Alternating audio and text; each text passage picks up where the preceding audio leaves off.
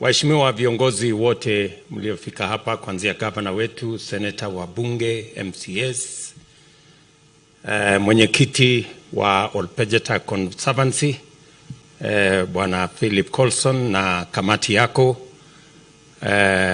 na board ya directors, wafanyikazi na wananchi wa hapa Laikipia, hamjambo. Laikipia, hamjambo. Asanteni sana. Kwanza mimi nataka nimshukuru Mungu ametupatia nafasi, tumefika hapa Olpejeta katika sherehe hii ya muhimu ya miaka 20 ya kazi ambayo imefanyika hapa katika conservancy hii, kazi ambayo imetoa mchango mkubwa katika maendeleo ya sehemu hii, mambo ya kilimo, mambo ya utalii, mambo ya conservation, na yale ambayo yametendeka kati ya conservancy hii na jamii ya watu wa Laikipia wanaoishi katika sehemu hii. And it is indeed a great celebration that today we are celebrating 20 years of Olpejeta Conservancy.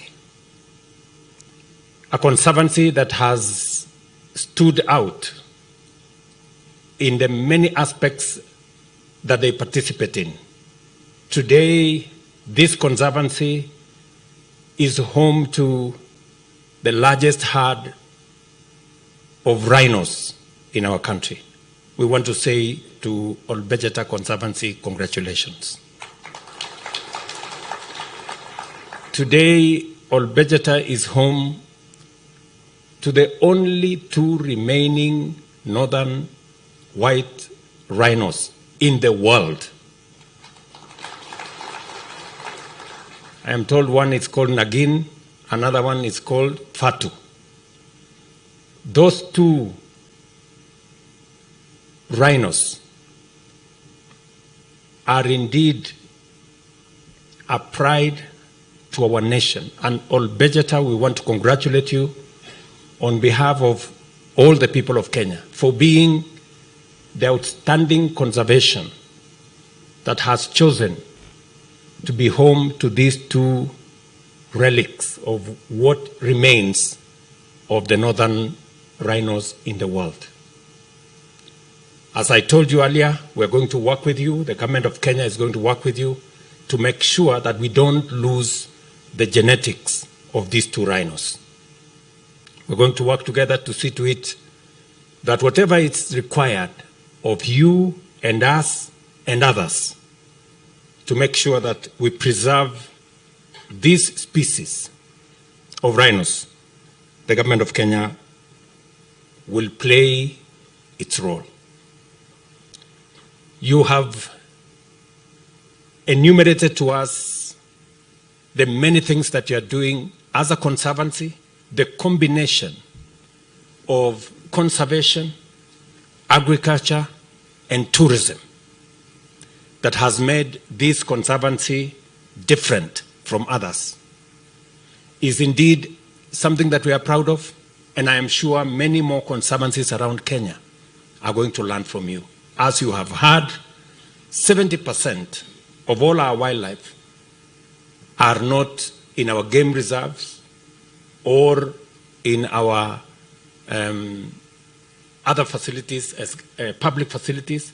They indeed are in conservancies. And that is the reason why we took a deliberate decision as government, responding to the reality that most of our wildlife are in conservancies. It is the reason why we decided to spend public money to improve infrastructure in conservancies, especially, as was said by Minister here, in community conservancies, because they deserve our support, because they hold the highest numbers of wildlife in Kenya. And therefore, if we are serious about conservation, if we mind about wildlife, we must improve facilities, whether it is water, roads, and other infrastructure that support wildlife in those areas. I want to commit to Olpejeta that what you're doing here, you have the government of Kenya's support. It is our policy position that land fragmentation is a threat to food security, is also a threat to wildlife. And it is the reason why, for example, we have a whole housing program in Kenya, because a lot of agricultural land is being threatened by construction of houses and doing all manner of things.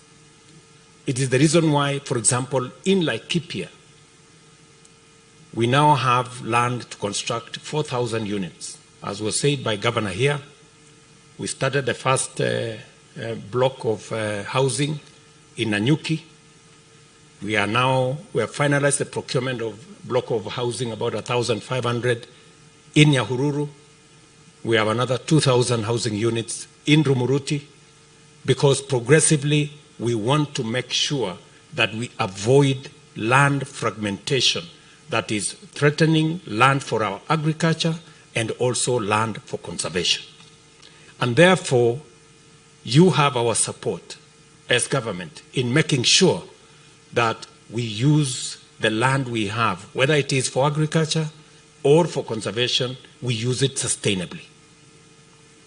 And that is why I agree also with you that the land we have under KWS, both in Eland Downs and also in the land we have in Mutara.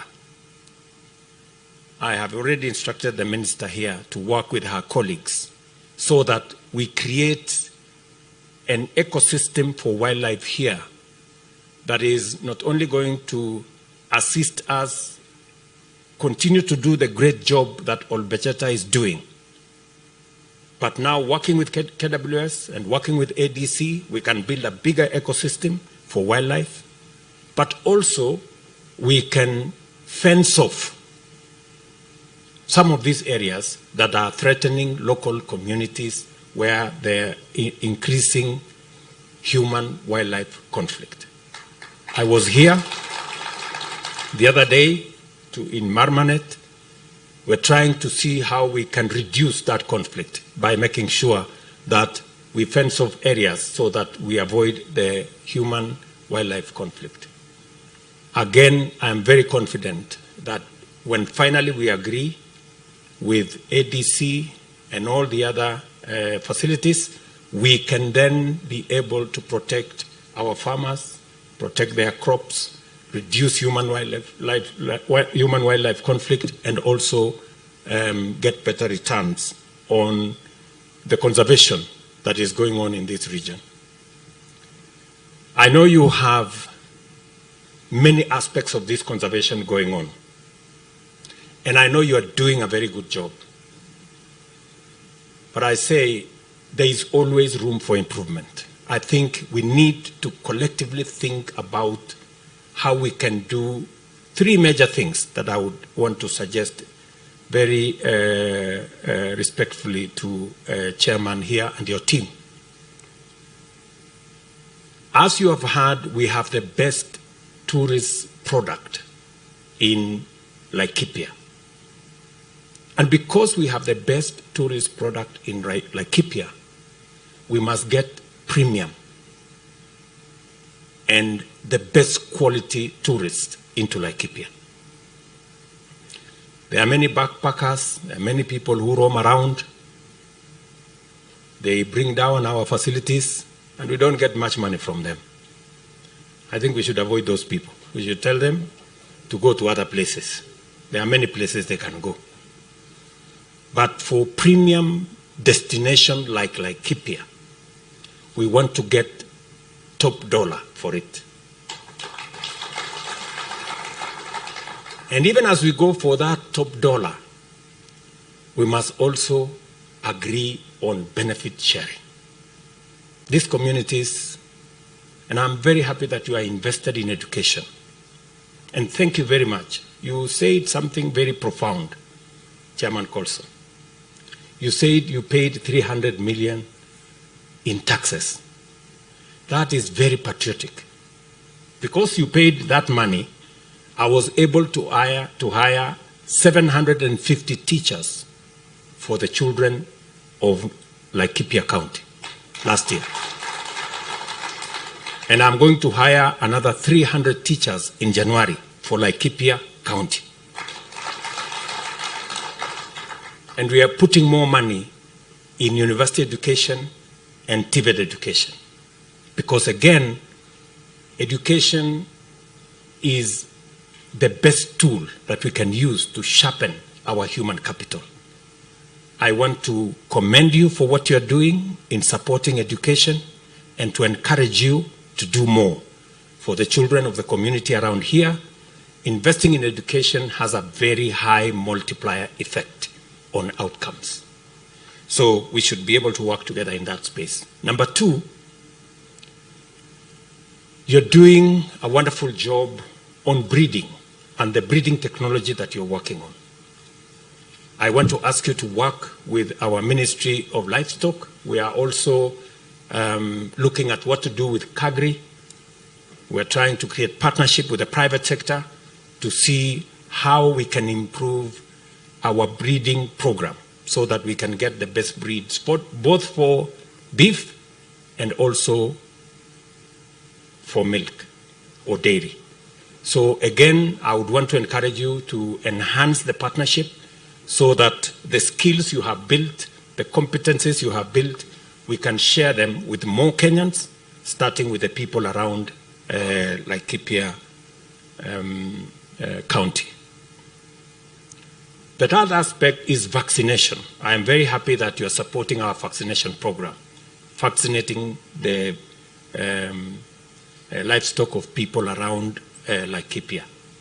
I announced yesterday that in January, we will have a national vaccination program targeting 22 million cows and almost 55 million goats and sheep nationally.